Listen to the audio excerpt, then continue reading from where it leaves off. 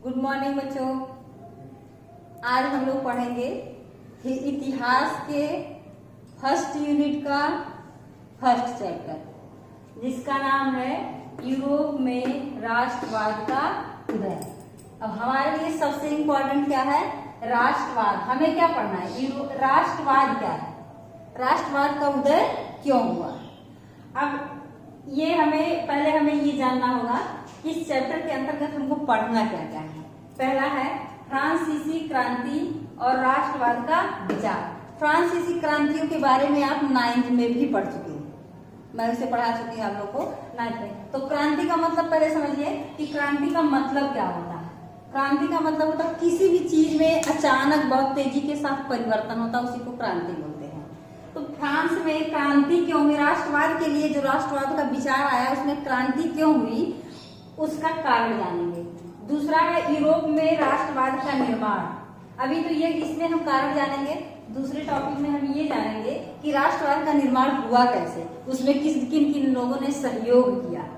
तीसरे में हम पढ़ेंगे क्रांतियों का युग, यानी क्रांति पहले निर्माण हुआ फिर क्रांतियों का युग शुरू हुआ। एकाएक तो क्रांति शुरू नहीं हो सकता है, तो क्रांति शुरू कैसे हुआ, उसका समय पहले निर्माण हुआ फिर शुरू हुआ 1830 से लेकर 1848 के बीच लोगों में। जैसे पहले क्या था, पहले साम्राज्यवाद था, पहले राजतंत्र था।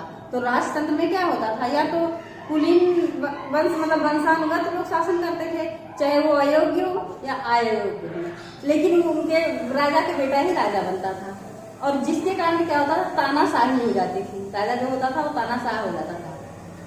तो इसमें निर्माण के बाद क्या हुआ कि कैसे ये शुरू हुआ, और 1830 से और 1848 तक राजतंत्र में और राष्ट्रतंत्र में, यानी जो लोग राष्ट्र का निर्माण करना चाहते थे, जो राष्ट्रवादी भावना से युक्त थे, वो लोग इन दोनों के बीच में संघर्ष चला। कब से? 1830 से लेकर के 1848 के बीच में। फिर ये हुआ कहाँ? जर्मनी और इटली में। वह सबसे पहले जो क्रांति हुई, राष्ट्रवाद की जो क्रांति हुई थी, सबसे पहले इटली में हुई। सबसे पहले कहाँ हुई थी? इटली में हुई थी।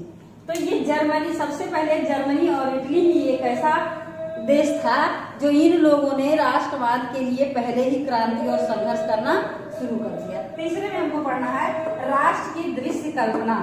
ये फ्रेडरिक हैं, जो ये बहुत अच्छे चित्रकार थे फ्रांस के, और इन्होंने एक कल्पना, एक चित्र बनाई थी। चित्रकार थे इसलिए इन्होंने एक चित्र के माध्यम से एक ऐसी कल्पना बनाई थी, एक ऐसा दृश्य बनाया था कि जो बहुत ही बहुत ही अकल्पनीय थी। जो उन्होंने कल्पना में बनाया था वो चीज, वो इस तरह का था कि वैसा राष्ट्र होना असंभव, ऐसा संभव नहीं था। तो इनकी जो दृश्य कल्पना है वो आपको मैं भेज दूंगी इसमें किताब में, जो चित्र दिया है उसमें, और अगर आपके पास बुक है तो आप उससे देख सकते हैं। तीसरा छठा है राष्ट्रवाद और साम्राज्यवाद। अब जब संघर्ष शुरू हुआ तो कुछ दिन के बाद ये साम्राज्यवाद से किसका था? राष्ट्रवाद का संघर्ष था। तो जो राष्ट्रवादी लोग थे, जो राष्ट्रवादी भावना से युक्त लोग थे, जो राजतंत्र से, साम्राज्य से जो लोग अपने को मुक्त करना चाहते थे, वो लोग आपस में कैसे संघर्ष किए और किस तरह से वो लोग एक तरह से कुछ जगह मिल करके कुछ चीजों में समझौता करके, राज्य की तरफ से कुछ राष्ट्रवाद की तरफ से समझौता हुआ, जिसके कारण फिर से राष्ट्रतंत्र का विकास। इसमें क्या है? राष्ट्र और राज्यों के शासकों और नागरिकों में साझेपन की भावना। इतने चीज हम पढ़ेंगे। अब सबसे पहले हम पढ़ेंगे कि फ्रांसीसी क्रांति और राष्ट्रवाद का विचार कैसे लोगों के अंदर, कैसे, क्यों फ्रांस के लोगों के ही अंदर आया विचार। फ्रांस के लोग ही क्यों क्रांति किए और क्यों की? फ्रांस में, इटली, हम पढ़ने जा रहे हैं पहले फ्रांसीसी क्रांति और राष्ट्र का विचार। यानी जो फ्रांस में जो क्रांतियां हुई या जो क्रांतियां होने के लिए जो लोग प्रेरित हुए, वो क्यों हुए और उनके अंदर राष्ट्रवाद का विचार कैसे आया। पहले नंबर तो आपसे बता दें कि जो राजतंत्र था उससे लोग हर तरफ से परेशान हो गए थे, क्योंकि राजतंत्र में कुलीन वर्ग होने के कारण या वंशजों के आधार पर राज्य प्राप्त करने के कारण जो अयोग्य शासक रहता था, उसके जो अधिकारी रहते थे वो अपने हिसाब से राजा अयोग्य होता था, इसलिए वो अपने सारे काम जो है वो किस पे छोड़ देता, अपने अधिकारियों को छोड़ देता था, और उसके अधिकारी खुद के लाभ के लिए अपने पावर का गलत प्रयोग करते थे। और कुछ राजा ऐसे भी हुए जो क्या करते थे, वो तानाशाह हो जाते थे, यानी उन्हें लोग ईश्वर मानते थे, राजा को ईश्वर मानते थे। उस समय जब राजतंत्र था तो राजा को ईश्वर माना जाता था, और ईश्वर के रूप में ईश्वर जो करता है वो सही करता था। लेकिन वो राजा क्या करता था, अपने जनता पर तानाशाह करता था, यानी उनसे अधिक कर वसूल करना, उनके जीवन स्तर, मतलब वो अपने ऐशो आराम के साथ, या उसके जो अधिकारी होते थे और अपने ऐशो आराम के कारण अपने लिए वो चीज करते थे, अपनी जनता का किसी भी चीज का ध्यान नहीं देते थे। इसलिए लोग पहले तो ईश्वर, लेकिन जब समाज में कुछ बुद्धिजीवी जैसे राइटर्स हुए, जैसे हमारे धर्म दार्शनिक हुए या धर्म सुधारक हुए, जब इन लोगों ने जनता और राज्य की जनता की दशा को देख करके उनके अंदर ऐसी भावना जागृत, राष्ट्रीय भावना जागृत, यानी जो राजा है वो ईश्वर नहीं है, वो हमारी आपकी तरह एक आम इंसान है, ऐसा लोगों के अंदर जगाने का प्रयास किया। और धीरे धीरे लोगों का विचार बदलने लगा। क्यों बदलने? क्योंकि लोग राजतंत्र से पूरी तरह ऊब गए थे, परेशान हो चुके थे, इसलिए वह राजतंत्र से मुक्ति पाना चाहते थे। इसलिए फ्रांसीसियों के मन में राष्ट्रवाद का विचार आया। किसके सहयोग से? दार्शनिकों के सहयोग से, हमारे लेखकों के, राइटर्स के सहयोग से, और हमारे जो धर्म सुधारक थे, जो समाज में अच्छे लोग रहते थे, बुद्धिजीवी लोग जो थे, वो जा करके जनता के बीच जा करके उनको ये चीज बताने लगे कि ये जो आपके साथ होता है ये गलत होता है, और कोई भी राजा जो होता है वो ईश्वर का रूप नहीं होता है। जो मेरे साथ अच्छा करता है, जो राजा मेरे लिए अच्छा करता है, वही ईश्वर के। और लोगों के अंदर राजा के बीच और जनता के बीच जो ईश्वर की भावना थी कि राजा ही ईश्वर है, जो वो करेगा वही सही है, इस भावना को अलग कर दिया। और फिर जनता के मन में उस राजतंत्र को उखाड़ कर फेंक देने की इच्छा जागृत हुई, और लोगों के अंदर नवीन विचारधारा, पुनर्जागरण हुआ, और नवीन विचारधारा आई, और उस विचारधारा के अंतर्गत लोगों के अंदर राष्ट्रवाद का विचार आया। अब राष्ट्रवाद का विचार तो आया, लेकिन राष्ट्रवाद इतना आसान नहीं था प्राप्त करना, क्योंकि जो वंशज थे, उनके पूर्वज थे, इतने सारे कुलीन वर्ग होने के कारण उनके पावर अधिक थे, इनके पास कुछ नहीं था, कोई सहयोग करने वाला नहीं था। तो लोग क्या करने, विचार आने के बाद इन लोगों ने यूरोप में पहले राष्ट्रवाद का निर्माण होना शुरू किया। निर्माण किन लोगों ने किया? अब दूसरे टॉपिक में पहुंचे। निर्माण कैसे हुआ?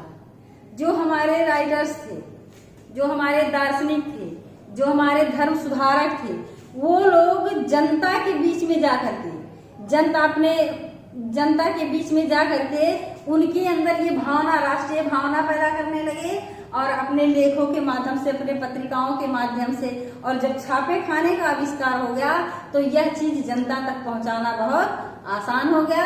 और छापे खाने के आविष्कार के बाद हमारे जो लेखक थे वो मतलब वो ऐसे भाषा में लिखने लगे कि जो साधारण जनता थी वो उस चीज को खुद पढ़ करके समझ सकती थी, और लोगों के अंदर शिक्षा का विकास भी हुआ, और वो लोग उस चीज को पढ़ करके खुद से लोग अपनी जो समस्याएं होती थी, सामाजिक समस्याएं होती, राजनीतिक समस्याएं होती थी, उन चीज को पढ़ते थे आसान भाषा में लिखे होने के कारण, और उसे समझते थे, और लोगों के अंदर शिक्षा के प्रति भी क्या हो गई, जागरूकता। और जब वो शिक्षित होने लगे तो उनके अंदर का जो अंधविश्वास था, चाहे राजा के प्रति रहा हो, चाहे राज्य के प्रति रहा हो, जिस भी चीज के, वो सारी जो अंधविश्वास थे वो क्या हो गए, दूर होने लगे। और उसमें राष्ट्र का निर्माण किया, और राष्ट्र निर्माण में किसको सहयोग मिल गया? फिर दिया 18वीं शताब्दी में राष्ट्र का निर्माण शुरू हो गया। यानी जो हमारे दार्शनिक थे वो लोग जा करके और जनता के बीच जा करके उनमें राष्ट्रीय भावना का विकास करके और उनको पुनर्जागृत करके इन लोगों ने क्या किया, उनको क्रांति करने के लिए प्रेरित किया, प्रेरणा दिया। 18वीं शताब्दी में उनको क्रांति करने के लिए प्रेरणा देना शुरू किया। अब इसी में एक चित्रकार था, उस समय फ्रांस का चित्रकार था फ्रेडरिक। इन्होंने 4 चित्रों की एक श्रृंखला बनाई थी। श्रृंखला में क्या था, यानी हमारा जो राष्ट्र होगा उसका निर्माण कैसे होगा, यानी जो हमारा राष्ट्र होगा वो एक कल्पनादर्श था, कल्पना का दृश्य था, ऐसा होना असंभव था, लेकिन उसमें क्या क्या चीजें शामिल थी। पहले कि उस समाज में अपने कल्पना दृश्य में जो कल्पना दृश्य की जो श्रृंखला थी उसमें उन्होंने क्या दिया था, जनतंत्र, गणतंत्र, लोकतंत्र, यानी सारे जो अधिकार थे वो किसके पास हो, जनता के पास हो, उसका प्रतिनिधि कौन हो, जनता उसको अपने प्रतिनिधि को चुने। जनतंत्र, गणतंत्र, लोकतंत्र, ये सारी चीजें थी, और जिसमें भाईचारे की भावना हो, राष्ट्रीयता की भावना है, लोग एक दूसरे के साथ बहुत प्रेम, बहुत अच्छे से रहें। लेकिन इस जैसा उन्होंने चित्र श्रृंखला दिया, जितना चित्र दृश्य दिया है ऐसा असंभव था, लेकिन उनकी जो कल्पना थी वो बहुत ही अच्छी थी राष्ट्रवाद के लिए। अब इस अध्याय का मुख्य विषय क्या था, इसका राष्ट्रवाद का, जो राष्ट्रवाद का जो विचार आया था, लोगों ने प्रेरणा दी थी, और वो विचार लोगों के अंदर राष्ट्रीयता की भावना जागृत हो रही थी। उसमें क्या क्या चीजें ऐसी थी कि लोग क्या क्या चाहते थे। पहले नंबर क्या था, इस अध्याय का मुख्य विषय जो था पहले था गुलाम, यानी लोग क्या थे, एक गुलाम की तरह रहते थे, एक दास की तरह रहते थे। राज्य में जो जनता की स्थिति थी वो किसकी तरह थी, एक दास की तरह होती थी। लोग जब जागरूक हुए, लोगों के अंदर पुनर्जागरण आया, पहले नंबर पहले सबसे पहले वो गुलामी से क्या होना चाहते थे, मुक्त होना चाहते थे। उन्हें गुलामी नहीं चाहिए, क्योंकि गुलामी में उनके साथ क्या होता था, बहुत अत्याचार होता था, उनसे बहुत अधिक कर लिया जाता था, उन्हें से अधिक काम करवाया जाता था। जो राजा के अधिकारी होते थे वो उनको क्या करते थे, अपने फायदे के लिए यूज करते थे, और वो इस गुलामी से वो मुक्ति पाना चाहते थे। दिया है दूसरा है नगरीय जीवन, यानी जो नगरीय जीवन में नगरीय लोग क्या करते थे, नगरीय जीवन में अधिक सुविधाएं होती थी, अधिक रोजगार होती थी, अधिक शिक्षा की व्यवस्था होती थी, अधिक सुविधाएं होती थी। तो जो गांव में रहने वाले लोग होते थे उन्हें नगरीय जीवन चाहिए था, यानी वहां जहां उनको सारी सुविधाएं बहुत आसानी से अपने अधिकार के रूप में अच्छे ढंग से प्राप्त हो सके। इसके लिए वो लोग क्या, नगरों में क्या होता था, जो मजदूर वर्ग होता था, जो श्रमिक वर्ग होता था, उसकी स्थिति बहुत, समाज पहले नंबर 3 वर्गों में बटा होता था, प्रथम वर्ग, मध्यम वर्ग और निम्न वर्ग। प्रथम वर्ग जो होता वो अधिकारी रैंक में आता था, जिसको बहुत अधिक पावर भी होता था, और उनको कुछ विशेषाधिकार भी प्राप्त होते। विशेषाधिकार के अंदर क्या आता था कि विशेषाधिकार के अंतर्गत आता था कि उन्हें कर नहीं देना होता था, उनको और बहुत सारी सुविधाएं, विलासिता की सुविधाएं उपलब्ध होती थी, जिसका वो क्या करते थे, मिसयूज करते थे। इसलिए लोग इस नगरीय जीवन में आना चाहते। तीसरा है संपूर्ण आजादी, यानी जो जनता थी उसको क्या चाहिए होता था, संपूर्ण आजादी, यानी चाहे वो कानून के लिए हो, चाहे अपने विचार अभिव्यक्ति के लिए हो, चाहे वो कोई कार्य करने के लिए। पहले क्या था, राजतंत्र में वो राजा जैसा चाहता था या राजा के अधिकारी जैसा चाहते थे वैसा ही करता था। तो इसका पहला कि मुझे क्या करना है, मुझे कानून के सामने, मुझे रोजगार के लिए, मुझे शिक्षा के लिए, यानी जैसे मध्यम वर्ग के लोगों को या उच्च वर्ग के लोगों को जो आजादी होती थी, जो सुविधाएं होती थी, वो निम्न वर्ग के लोगों को भी ये था कि मुझे संपूर्ण आजादी मिले, मैं अपना विकास अपने ढंग से कर सकूं, और मुझे कानून के सामने या किसी के सामने मुझे पूरा आजादी मिले। दिया है राष्ट्रीयता की भावना। जब लोग शिक्षित होने लगे, जब लोगों को पत्रिकाओं के माध्यम से, लेखों के माध्यम से, कहानियों के माध्यम से जब लोग पढ़ने लगे, कोई भी समाज की जो समस्याएं यथार्थ रूप में क्या होता था, उस समय के जो लेखक होते थे वो कल्पना नहीं लिखते, समाज की जो स्थिति होती थी, कोई भी स्टोरी लिखते थे, कोई भी कहानी लिखते थे, तो उसको सेम यथार्थ के रूप में ऐसे ही प्रयुक्त करते थे, वैसा ही लिख देते थे जैसे समाज की स्थिति रहती थी। और जब कुछ लोग शिक्षित होने लगे, उसको मातृभाषा में पढ़ने लगे, उनको वो चीज आसानी से समझ में आने लगी, तो इसलिए वो और लोगों को भी जागृत करने लगे, और जिसके कारण जब वो अपनी समस्या को समझे कि हाँ ये समस्या है, हमारे साथ अत्याचार है, तो फिर उनके अंदर राष्ट्रीयता की भावना निकल। अब इसका परिणाम क्या था, इसका परिणाम ये हुआ कि पहले नंबर अब सब जगह क्रांतियां शुरू हुई। यानी क्रांतियां, पहले इतने संचार के साधन नहीं थे, जिसके कारण उनके तक कोई भी खबर या कोई भी चीज होती थी, कोई भी क्रांति या कुछ होता था तो उनके तक आसानी से नहीं पहुंच सकता था। जहां पहुंचता था, और क्रांति जब होती थी तो जो राजा होते थे या उसके अधिकारी होते थे, उन क्रांतियों का दमन, जो क्रांतिकारी होते थे, जो लोग ये क्रांति करते थे, अपने दार्शनिकों के नेतृत्व में या समाज में कोई नेता या कोई भी होता था, उसके नेतृत्व में जो क्रांति करते थे, उन क्रांतियों को हमें दमन कर दिया जाता। इसका परिणाम हुआ कि लोगों ने क्रांति करना शुरू कर। क्रांति क्या, यानी तरह तरह के आंदोलन करने लगे, चाहे वो कर से संबंधित हो, चाहे शिक्षा से संबंधित हो, चाहे रोजगार से। यानी अब जो निम्न वर्ग के लोग थे, जो श्रमिक वर्ग के लोग थे, जो मजदूर वर्ग के लोग थे, वो लोग क्या करने लगे, अपना एक यूनियन बनाने लगे और उस यूनियन के माध्यम से अपनी मांगे रखने लगे। किसके पास? राजा के पास और राजा के अधिकारियों के पास। दूसरा, दार्शनिकों का विचार। दार्शनिकों का विचार क्या था कि जो हमारे दार्शनिक थे, समाज में रहने वाले, जो राष्ट्रीयता की भावना लोगों में जाए, जिन्होंने लोगों को राष्ट्रीयता की भावना जागृत करने का काम शुरू किया था, उसमें उनका बहुत योगदान था। उन लोगों ने क्या किया, इनका विचार यानी 1789 से लेके 1830 तक इनका विचार क्या था कि हमें इतनी आसानी से आजादी नहीं मिल सकती थी। पहले नंबर, इन लोगों ने नेतृत्व किया किसका? जनता का।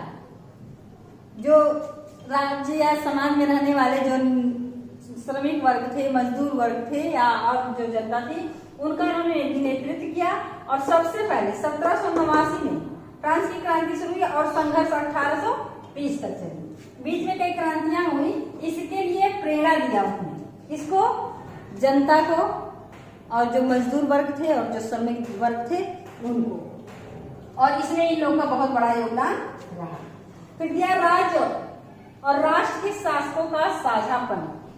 अब जब राज्य को ये समझ में आ गया, राजतंत्र को ये समझ में आ गया, राजा को ये समझ में आ गया कि जो जनता है, जिसे हम इतने दिनों से दबा के रखे थे, वो जनता जो है अब जागरूक हो चुकी है, उनके अंदर पुनर्जागरण आ चुका है, अब वो हमारी चीजों को समझ चुकी है।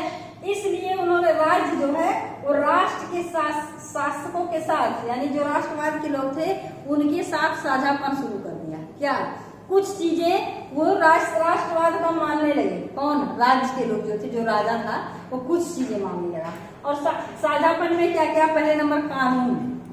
यानी जो राजा जो होता था, वो जो वही कहता था वही कानून उसका होता था। जो राजा कर दिया या राजा के अधिकारी, चाहे वो निर्दोष हो, अपराध, जो साधारण जनता होती थी वो निर्दोष भी हो, लेकिन अगर राजा चाहता था कि इसे दंड दे दिया, जो राजा करे तो दंड दे दिया जाता था। लेकिन जो हमारे राष्ट्रवादी जो दार्शनिक थे, जो हमारे उस समय के नेतृत्व करता थे, उन लोगों ने क्या किया? पहले एक परिषद का निर्माण किया।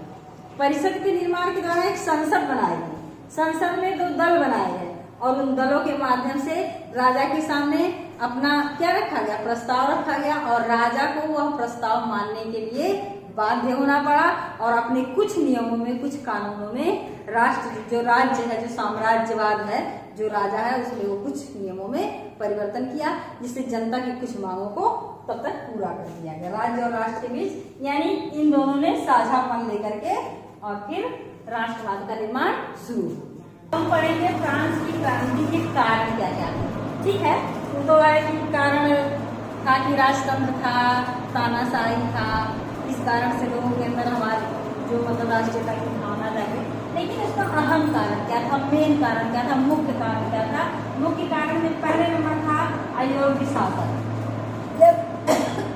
राजतंत्र में जो कुलीन तंत्र होने के नाते जो अयोग्य होता था वह भी राजा बनता था, जो योग्य होता था उसके काल में तो थोड़ा अच्छा भी जाता था।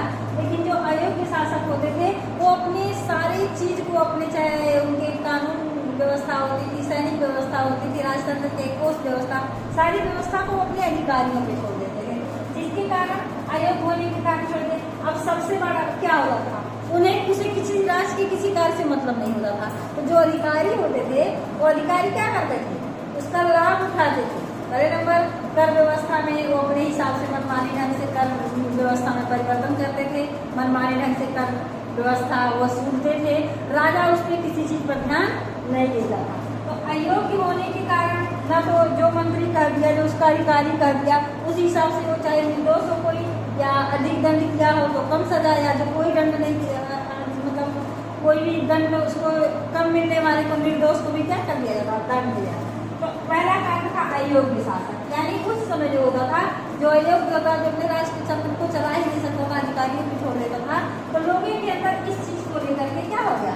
असंतुष्टि आ गई कि जब मेरा राजा ही योग्य नहीं है तो हमें इस तरह के राजा को रखने से कोई मतलब नहीं। दूसरा है मध्यम वर्ग। पहले नंबर जो मध्यम वर्ग होता था और जो कुलीन वर्ग होते थे या जो उच्च वर्ग के लोग होते थे उनको विशेष अधिकार प्राप्त होता था, विलासिता की सभी सुविधाएं प्राप्त होती थी, वह कर मुक्त होते थे और उन्हें दंड में भी सुविधाएं दी जाती थी। यानी वो बड़े अपराध करने के बाद भी उन्हें कठोर दंड नहीं दिया। लेकिन जो साधारण जनता होती थी, जो लोग मजदूर वर्ग होते थे, जो श्रमिक वर्ग होते थे, उनके साथ ऐसा नहीं होता था। उनको छोटा अपराध करने पर भी अधिकारी के कहने पर राजा जो होता था वो दंड दे देता, बड़े दंड दे देता। फिर ये आम जनता की दयनीय दशा। उस समय जो आम जनता, वो तो आपको बताया दिया गया है, कई बार बता दिए पाठ में, कि आम जनता जो होती थी उसकी जैसे गरीब है तो वही गरीब है, आम जनता ही गरीब है।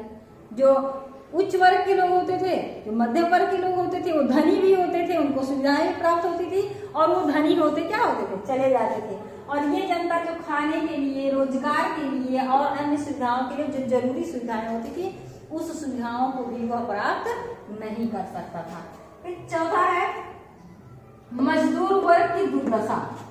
पहले नंबर क्या होता था, मजदूर वर्ग की सबसे बुरी दशा क्या होती थी कि पहले नंबर उस समय मशीनों के आविष्कार होने के कारण उस समय जो बेरोजगारी बहुत अधिक मात्रा में फैल गई थी, जिसके कारण जो मजदूर होते थे जितना वो श्रम करते थे उतना उनको पारिश्रमिक नहीं दिया जाता था, उनका शोषण किया जाता था, उनका हर तरफ से शोषण, आर्थिक शोषण भी किया जाता, मानसिक शोषण। जहाँ 4 घंटे के काम होते थे उन्हें 8 घंटे का काम करवाए जाते थे, और उनको सही पारिश्रमिक भी नहीं दिया था, उनका खान पान, उनके स्तर, उनके रहने की सुविधा, किसी भी चीज पर ध्यान नहीं दिया।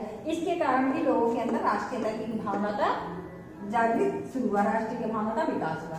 फिर दार्शनिकों का प्रभाव। समाज में जो बुराइयां व्याप्त थी, जो समस्याएं व्याप्त थी, जो समाज में रहने वाले निम्न वर्ग के लिए जो समस्याएं थी, उसके तरफ जो ध्यान दार्शनिकों का गया। दार्शनिक जो थे वो उन लोगों के बीच जा करके अपने लेखों के माध्यम से, अपने बातों के माध्यम से, अपने भाषणों के माध्यम से उनके बीच जा करके क्या उनके अंदर राष्ट्रीयता की भावना का विकास किया, उनको जागृत किया, उनको पुनर्जागृत किया कि उठो, इन चीजों को छोड़ो, ये राजा जो है, ये जो अधिकारी है, तुम्हारे भगवान नहीं है, तुम्हारे में से भी कोई राजा बन सकता है, तुम्हारे के बीच से भी कोई राजा बन करके जा सकता है, क्योंकि जिसे नेतृत्व करने की शक्ति होती है जिसके अंदर, वही राजा होता है। ऐसा नहीं है कि राजा के बेटा ही राजा बन सकता है। फिर दिया स्वतंत्रता का प्रतिबंध। पहले नंबर जो आम जनता थी, जो निम्न वर्ग के लोग थे, मजदूर वर्ग के थे, उनकी हर स्वतंत्रता, ना उन्हें अभिव्यक्ति की स्वतंत्रता थी, ना उन्हें घूमने की स्वतंत्रता थी, ना उन्हें रोजगार की स्वतंत्रता थी, मतलब वो परतंत्र थे एक तरह से। उनके साथ उनको वही करना था जो राजा चाहता, क्योंकि तानाशाही में क्या होता था, तानाशाह व्यवस्था जो होती थी, उस व्यवस्था में राजा जैसा चाहता था वैसा ही उन्हें करना होता था। उसके बाद तो पहले नंबर स्वतंत्रता पर प्रतिबंध लगने के कारण ये लोग क्या हुए, स्वतंत्र होना चाहते थे, आजाद होना चाहते, लोकतंत्र और गणतंत्र और जनतंत्र चाहते थे, जिसके कारण उन्हें कानून के समक्ष, शिक्षा के समक्ष, अभिव्यक्ति के समक्ष, हर समाज में हर कार्यों में उन्हें करने के लिए, अपना खुद का विकास करने के लिए उन्हें स्वतंत्र कर दिया जाए। यह भी एक कारण था कि स्वतंत्रता की प्रतिबद्धता के कारण भी लोगों के अंदर राष्ट्रीय की भावना जागृत।